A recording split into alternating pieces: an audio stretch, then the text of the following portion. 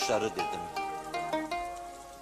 Seyyidina Hazreti Adem'in beşer tabiatına takılıp kaldığı zaman belini doğrultmasında ona kol kanat olan gözyaşları.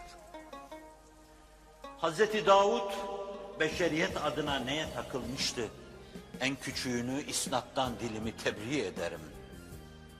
Ama o büyük peygamber, hilafetin temsilcisi Füsus'ul Hikem'e göre o büyük peygamber neye takılmıştı bilemem ama bir gün kapısına kilidi paslı, anahtarı paslı, zinciri paslı, kapısı da paslı bir kapı çıkınca onu gözyaşlarıyla eritme yolunu düşünmüştü. Seyyidina Hazreti Nuh tufana karşı gözyaşlarını ceyhun ediyor.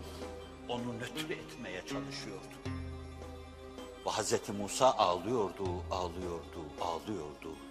Kalpleri katı cemaatinin gönlünü gözyaşlarıyla yumuşatmaya çalışıyordu. Edası, endamı zaten yumuşak. Hazreti Mesih'in hali hep ağlamalı geçti. Kavminin duyarsızlığına karşı ağlıyordu, vefasızlığına karşı ağlıyordu. Kim bilir, belki de insanlığın iftihar tablosuna kavuşma iştiyakıyla ağlıyordu. Allah'ım beni onun ümmeti içinde diyor ağlıyordu. Hazreti Adem o topu çevkana getirdi, ona bir çevkan vurdu. O Hazreti Nuh'un ayakları önünde kendisini buldu. O da belli bir yere koşturdu.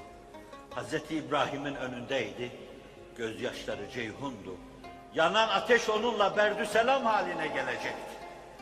Ama o da bir yere kadar onu gönderecekti. Top Hazreti Musa'da bir soluk aldı. Hazreti Mesih'te dinlendi. Derken geldi sahibine ulaştı. Beşerin sahibine ulaştı.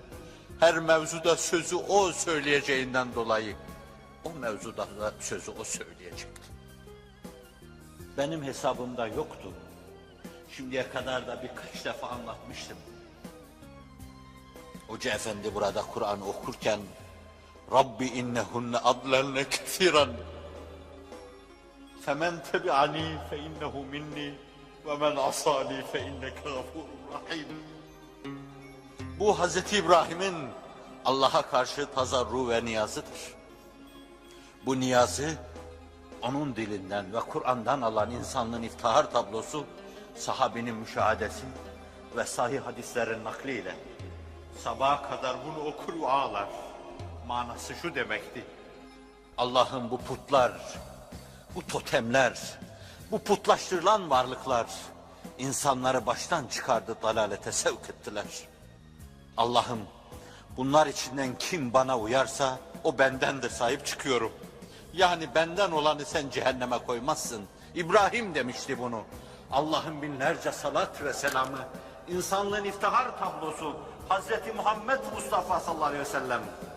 Bu onun daima övündüğü, ona intisapla, onunla iftihar ettiği ceddi emcedi ve bizim de onun milletindeniz deyip övündüğümüz Hazreti İbrahim'in üzerine olsun.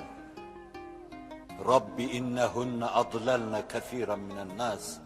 Allah'ım insanların pek çoğunu baştan çıkardılar. Femen tebi'ani fe innehu minni. Kim bana uyarsa, yolumu tutar giderse o bendendir. Ve men asani. Kim bana isyan eder, baş kaldırırsa elimden bir şey gelmez. Fe inneke gafurur rahim. Ne diyeyim ben? Senin rahmetinden, re'fetinden, şefkatinden daha ileri düşünemem ki ben. Gafur sensin, rahim sensin. Bunu ve Hazreti Mesih'in dediği in tu'azzibhum fe innehum ibaduk ve in tağfir lehum fe inneke entel azizul hakim. Ne terbiye var şu peygamberlerde. Taadda yoktur. Mütecaviz bir dil kullanma yoktur. Saygısızlık yoktur. İçi yanarken dahi edeple konuşmasını bilir. Allah'ım ben işlerindeyken öyle değillerdi. Ben gittikten sonra sen biliyorsun. Senin kulların. Eğer azap edersen senin kulların. Eğer mağfiret edersen aziz sensin.